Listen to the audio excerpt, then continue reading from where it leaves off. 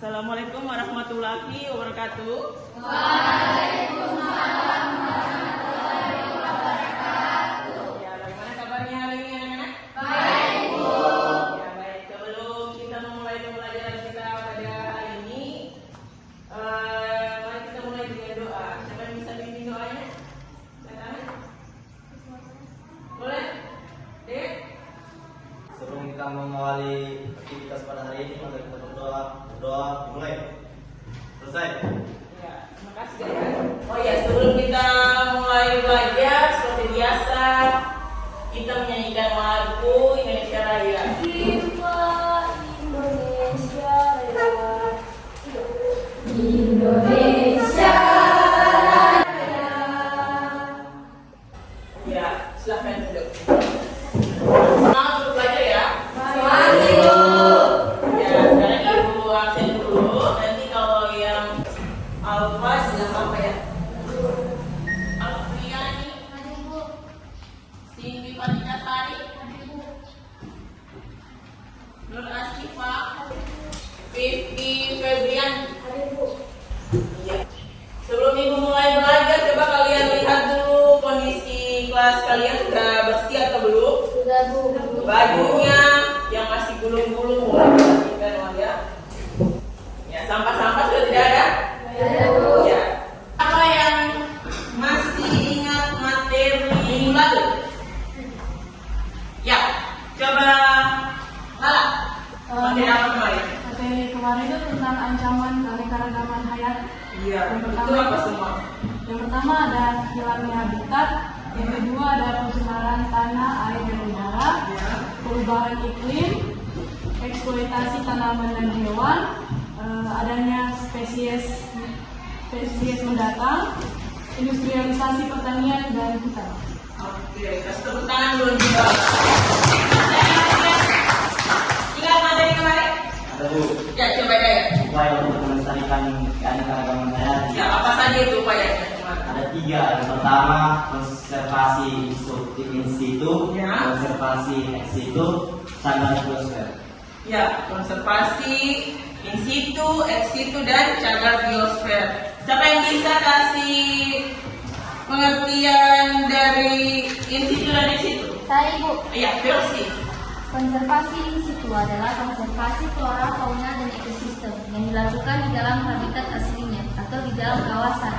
Contohnya, cagar alam Rafflesia dari Bengkulu, Suaka Marga Satwa di Pulau Komodo. Konservasi ex situ adalah proses konservasi flora dan fauna yang dilakukan di luar pada habitat serta ekosistem aslinya. Contoh taman safari, kebun raya Blok. Terima kasih. Tadi in situ apa? Di situ adalah konservasi flora fauna dalam habitat aslinya. Ya, konservasi yang dilakukan di habitat aslinya. Kalau ex situ berarti lawan dari in situ, yaitu konservasi di luar habitatnya. Ya, kasih tepukan dulu untuk versi data. Ya, sekarang kalian perhatikan gambar. Gambar di papan ini. Gambar apakah ini? Pasar. Pasar ya, gambar pasar. Di pasar itu bagaimana cara pedagang mengelompokkan dagangannya? Iya, bisa. Di pasar terbagi menjadi beberapa perdagangan. Ada yang industri, ada yang bahan pangan. Iya, Ada bahan juga pangan. yang seperti penjualan tas, baju. Kemudian ada yang namanya makanan. Ya, di pasar itu banyak jenis menjual ya. Ada yang jual tadi pakaian, bahan pokok. Nah, sekarang lihat gambar selanjutnya. Di sini ada 3 gambar yang dikasih 3 contoh. Ini ada gambar yang pertama, gambar apa? Penjual buah. Kalian melihat di situ penjual buah mengelompokkan dagangannya tidak? Mengelompokkan. Ini seperti apa? Seperti buah pisang, Ya, bisa kalau bisa semua. Terus terus apel, dulu, iya. Kemudian ini ada yang gambar kedua. Ikan. Menjual ikan mengelompokkan ikannya bagaimana?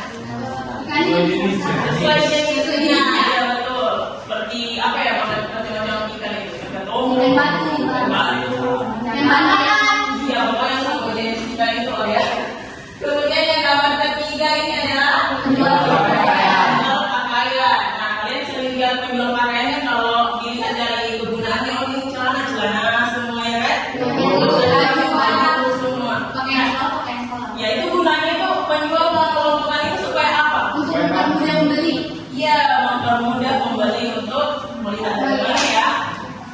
Ya, sampai sini paham ya? Kemudian gambar berikutnya ada gambar hewan. Kalian pasti pernah mengamati hewan-hewan di sekitarnya kalian. Iya, Bu. Ya kan? Siapa yang punya hewan peliharaan? Apa hewan? Anjing, kucing, bebek, ayam. Ya. Kemudian di sini Ibu mengelompokkan ada gambaran pertama itu kelompok hewan ternak. Apa semua hewan ternak? Domba, bebek. Kemudian ini gambar yang kedua. Hewan peliharaan. Ya, kita apa semua kalau hewan peliharaan? Ya, ini juga ada yang kelompok hewan liar. Nah, jadi kita sudah bisa pahami ya antara Hewan ternak, hewan ternak, hewan peliharaan. dan hewan liar. Supaya kenapa ya? Iya. Ya, kita gampang membedakan mana hewan yang peliharaan. Mana hewan ternak Iya. dan mana hewan liar. Ya, sampai sini paham ya? Iya. Jadi pembahasan kita tadi itu Ibu akan membawakan materi tentang manfaat dan dasar-dasar klasifikasi ya. Jadi kita hari ini akan belajar tentang manfaat dan dasar-dasar klasifikasi. Ya, jadi tujuan pembelajaran kita pada hari ini yaitu melalui tayangan video pembelajaran yang ditayangkan dan diskusi, peserta didik mampu menganalisa manfaat dan dasar klasifikasi makhluk hidup dengan tepat. Nah, pemahaman bermaknanya yaitu peserta didik dapat memahami pentingnya belajar klasifikasi makhluk hidup agar lebih mudah untuk bisa menjaga dan melestarikannya. Nah, sekarang ini mau bagi kelompok. Ini ada Suci Ramadhani, Hidayatul, Dea Devila, Erwin, Afriani, Muhammad Resul, sama Nurul Aulia. Ya, untuk pembelajaran kita pada hari ini kita menggunakan model ajar PBL ya, seperti pertemuan kemarin. Itu Ibu nanti akan menilai. Penilaiannya itu penilaian sikap sama presentasi. Ya, nanti di akhir pembelajaran kita akan evaluasi seperti kemarin juga. Ya. Bagikan LKPD-nya.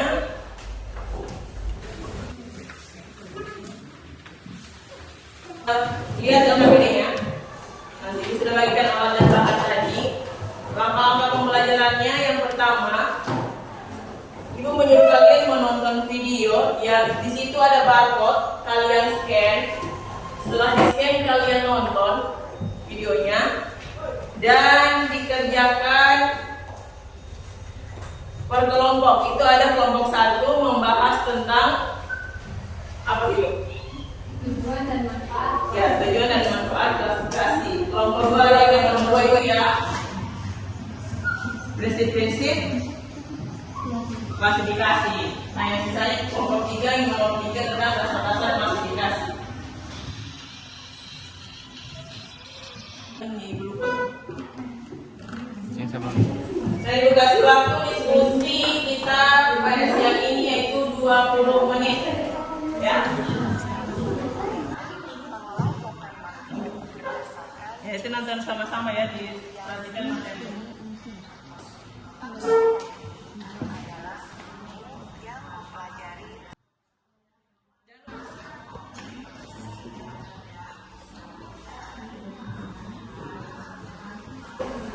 Nanti kalau habis diskusi itu kan presentasi, dibagi tugasnya.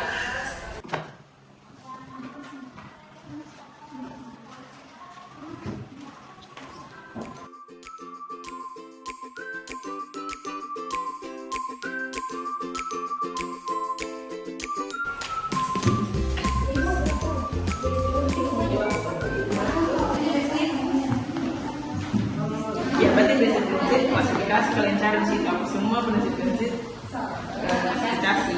Kemudian nanti pas presentasi kalian jelaskan. Berarti hanya 20 menit saja. Iya, boleh bisa garis besar.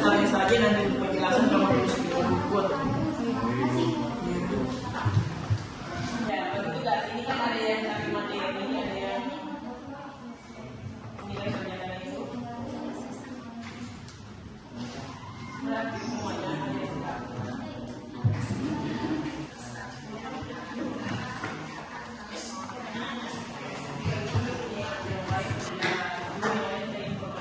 Atau ciri yang tampak, struktur anatomi, fisiologi, dan etologi perilaku. Nah, contohnya Nah, kalau sudah selesai mejanya dibersihkan dulu ya, rumput-rumputnya dibersihkan. Ya, kalau sudah bersih berarti tandanya kalian sudah siap untuk presentasi. Nah, bersihkan. Itu ada tong sampah di sana ya, kalau misalnya. Iya, sampahnya dibuang di tong sampah. Ya, kelompok berapa itu selesai? Kelompok 3? Sudah. Ya, sekarang untuk yang presentasi dari kelompok 1. Jadi untuk kelompok 1, waktu dan tempat sudah Ibu sediakan. Silakan. Hanya kepada Allah kita bersyukur dan hanya kepada Nabi Muhammad kita bersalawat. Di sini kami dari kelompok 1, kami akan mempresentasikan hasil diskusi kami. Pertama, mengelompokkan makhluk hidup berdasarkan kesamaan dan ciri-ciri yang dimiliki. Organisme tersebut akan dikelompokkan dengan ciri-ciri khususnya itu dalam klasifikasi makhluk hidup. Yang kedua, mendeskripsikan ciri-ciri suatu jenis makhluk hidup untuk membedakannya dengan makhluk hidup jenis yang lain. Yang ketiga, mengetahui hubungan kekerabatan makhluk hidup. Dengan mengetahui persamaan ciri yang dimiliki oleh berbagai organisme, maka kita bisa tahu hubungan kekerabatannya. Jadi, semakin banyak persamaan yang dimiliki, maka kedua organisme tersebut semakin dekat hubungannya kekerabatannya. Yang keempat, memberi nama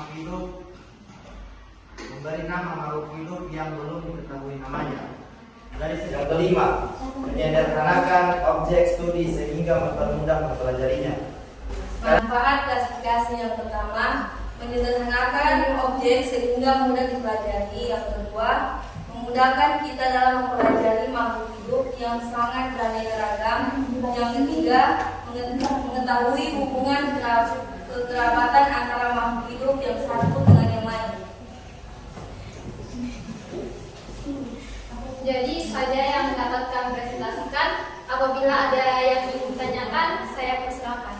Ya, kelompok 1 sudah mempresentasikan hasil diskusi mereka tentang tujuan klasifikasi dan manfaat klasifikasi. Jadi buat untuk kelompok 2 dan 3, apakah ada pertanyaan untuk kelompok 1? Ada Ibu. Ya. Silakan kelompok berapa ini? 3. Boleh berdiri nak? Terima kasih atas kesempatan yang telah diberikan kepada kelompok 1. Saya ingin mengajukan pertanyaan dari proses dari kelompok 3.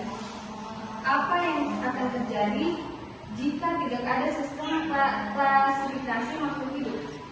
Ya, jadi pertanyaannya apa yang akan terjadi jika tidak ada sistem klasifikasi? Ya, untuk kelompok 1 silakan diskusi, kemudian jelaskan kepada kelompok 3.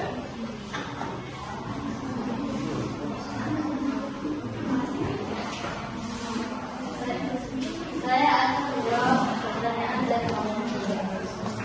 Jika makhluk hidup tidak dikelompokkan, maka akan menyebabkan beberapa dampak negatif, seperti di bawah ini. Susah dikenali karena tidak ada deskripsi untuk mempelajari keanekaragaman hayati yang sangat banyak. Ya, itu jadi kalau tidak ada klasifikasi, kita akan sulit apa tadi? Ya, mengenali ciri-ciri dari makhluk hidup. Kemudian Mengidentifikasi kekerabatan. ya, susah untuk mengidentifikasi kekerabatan. Bagaimana kelompok 3 sudah bisa dipahami penjelasan? Ya, masih ada pertanyaan lagi? Ya, karena sudah tidak ada, saya langsung untuk kelompok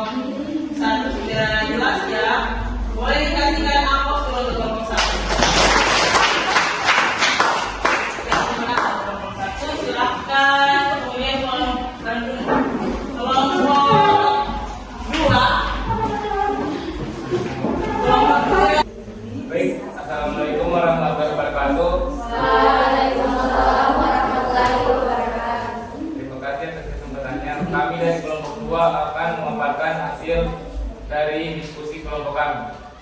Baik, kepada teman saya silakan. Pencandraan ialah menentukan macam-macam persamaan. Apa saja yang paling penting? Salah satu dari pola klasifikasi yang pertama yaitu menempatkan suatu jenis hewan yang hidup dalam habitat yang sama dalam suatu kategori. Seperti yang sering dilakukan oleh yang tadi. Ya, misal kalau hewan yang ternak berarti di ternak, kalau hewan liar berarti dia di liar, kalau hewan peliharaan dia di. Terus untuk hal-hal yang harus diamati yaitu morfologi, anatomi, fisiologi, kromosom, serta tingkah lakunya. Untuk dapat mengidentifikasi makhluk hidup yang baru saja ditemukan, tentunya kita memerlukan satu perbandingan, seperti gambar spesimen, awetan hewan ataupun tumbuhan. Kunci identifikasi hewan ataupun tumbuhan yang sudah kita ketahui namanya, kunci identifikasi sendiri sering juga disebut sebagai kunci determinasi. Baik, selanjutnya akan saya akan membacakan prinsip klasifikasi yang poin kedua, yaitu mengelompokkannya sesuai dengan kriteria yang kita inginkan atau Saya membacakan poin yang kemarin, itu pemberian nama kelompok. Pemberian nama kelompok. Para ahli taksonomi yang telah melakukan penelitian terhadap berbagai jenis hewan maupun tumbuhan, mereka telah melakukan tahapan dalam klasifikasi dan akhirnya dapat memberikan nama terhadap suatu makhluk hidup. Untuk memudahkan dalam mencari nama dari suatu makhluk hidup yang baru dikenal, dapat menggunakan kunci determinasi.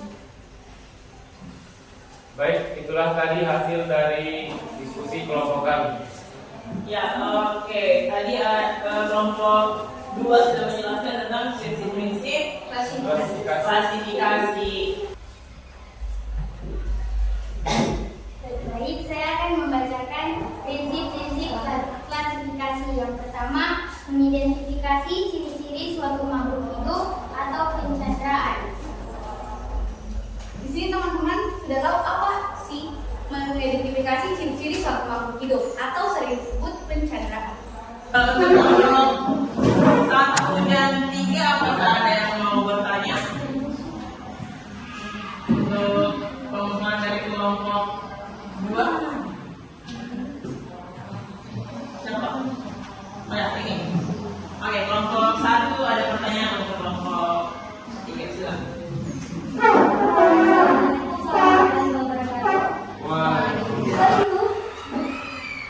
Kunci determinasi. Oke, apa itu kunci determinasi? Tadi kan kelompok 2 sudah menyebutkan ya tentang kunci determinasi. Silakan dijelaskan. Baiklah, saya akan menjawab pertanyaan kelompok 1. Determinasi adalah cara atau langkah untuk mengenali organisme dan menemukannya pada takson makhluk hidup. Oke ya. Bagaimana kelompok 1 sudah jelas ya, sudah ditulis juga pengertiannya. Ya baik. Untuk kelompok 2 ada pertanyaan. Ketiga, kelompok 3 ada. Jadi ya sudah jelas. Oke. Jadi untuk kelompok 2 beri tepuk tangan dulu. Terima kasih untuk kelompok 2 sudah melakukan presentasinya. Sekian presentasi dari kami akhiri. Assalamualaikum warahmatullahi wabarakatuh. Waalaikumsalam warahmatullahi wabarakatuh. Baik, teman-teman. Assalamualaikum warahmatullahi wabarakatuh. Waalaikumsalam warahmatullahi wabarakatuh.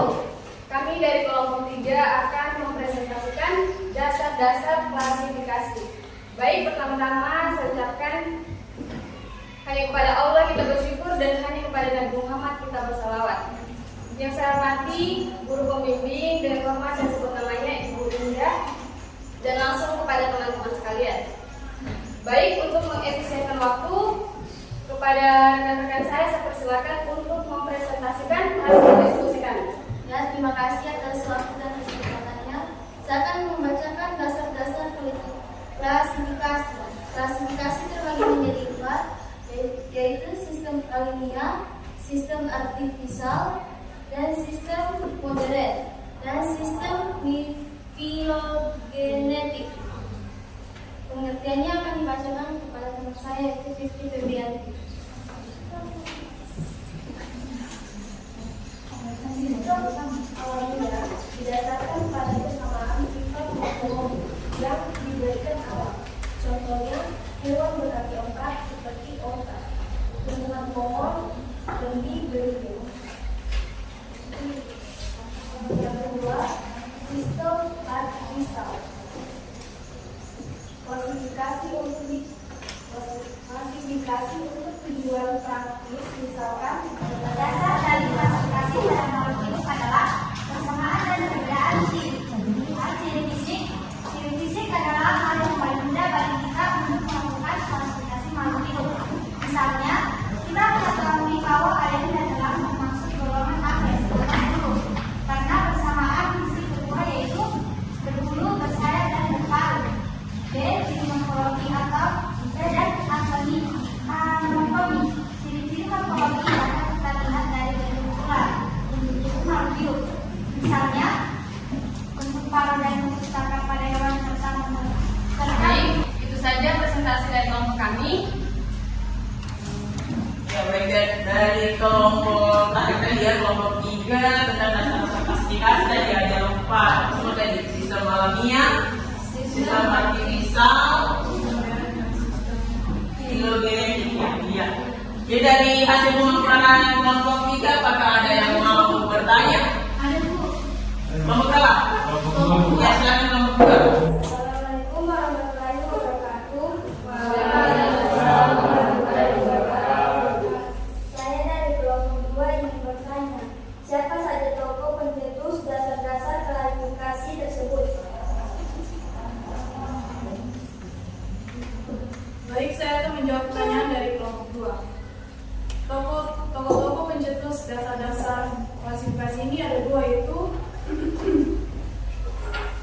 Carolus Linnaeus dan Aristoteles. Ya, jadi tokoh pencetusnya ada 2. Siapa tadi semuanya? Carolus Linnaeus dan Aristoteles. Iya, Baca Aristoteles tadi dia pencetus sistem alamiah ya. Terus yang sistem buatan? Carolus Linnaeus. Iya. Sudah jelas kelompok 2? Ya, masih ada lagi? Iya, silakan. Baiklah, saya akan bertanya. Apa saja perbedaan 4 persamaan dari keempat dasar-dasar klasifikasi tersebut? Ya, apa saja? Persamaan dan perbedaan.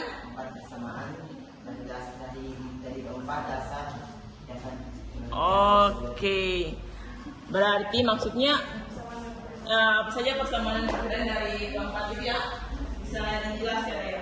Persamaan dari dasar-dasar klasifikasi ialah tiap-tiap dasar klasifikasi ini mengelompokkan makhluk hidup dengan melihat ciri-ciri makhluk hidup. Nah, kalau perbedaannya ialah tiap-tiap dasar klasifikasi ini mengelompokkan makhluk hidup dengan ciri-ciri yang berbeda dari segi dalam. Oke. Bisa jelas apa? Itu ya, sudah jelas dari pemaparan kelompok 3. Oke. Bisa jelas apa? Itu ya, sudah jelas dari pemaparan kelompok 3. Ya, berarti sudah paham semuanya ya. Ya, kita kasih tepuk tangan dulu untuk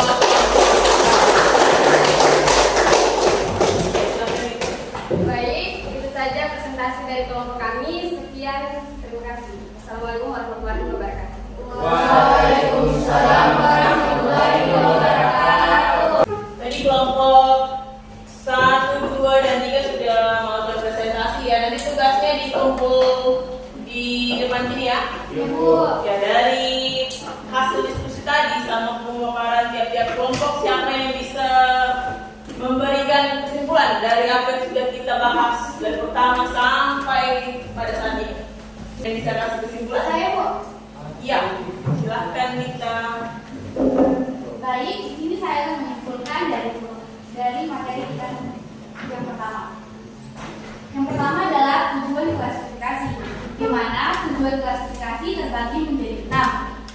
pertama, mengelompokkan makhluk hidup berdasarkan kesamaan dan ciri-ciri yang dimiliki.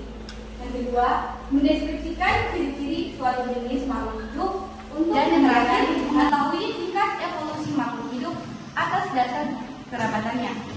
Tujuan tersebut, manfaat kita melakukan klasifikasi pada makhluk hidup adalah menyederhanakan objek sehingga mudah dipelajari. Baik, kemudian itu saja yang dapat saya temukan dari kita. Lebih dan kurangnya saya mohon maaf. Dan terima kasih untuk kita ya, kasih tepuk tangan buat kita. Itu mau menambahkan kesimpulan yang pertama yaitu pengertian dari klasifikasi, yaitu suatu cara mengelompokkan makhluk hidup berdasarkan kesamaan ciri yang dimiliki.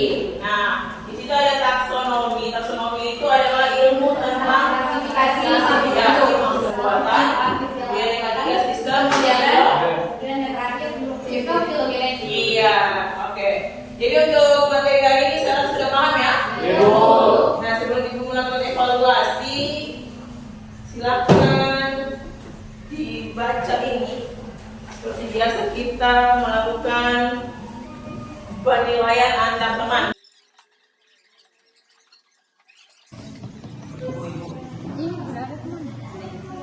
Oh iya. Nah, oke, sekarang sediakan HP-nya kalian, ibu mau evaluasi. Ada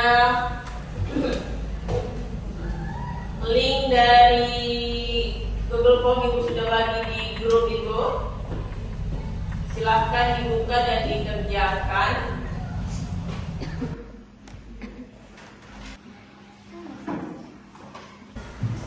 Ya, sudah ya. Oke, jadi nanti hasil evaluasi kalian nanti akan ibu periksa, nanti akan ibu kirimkan di grup untuk hasilnya ya. Nah, jadi untuk materi hari ini sudah paham semuanya? Nah, nanti untuk pertemuan berikutnya kita akan masuk ke materi urutan takson hewan dan tumbuhan. Untuk mengakhiri kegiatan pada siang hari ini, ayo kita berdoa dulu. Siapa bisa berdoa lagi? Dalam bisa ya. Teman-teman,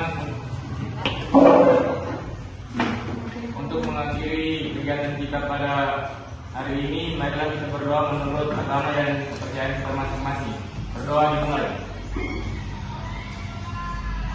Berdoa selesai. Ya, dengan harinya doa, diucapkan terima kasih untuk kalian semua. Silakan dibersihkan mejanya dan boleh keluar. Assalamualaikum warahmatullahi wabarakatuh.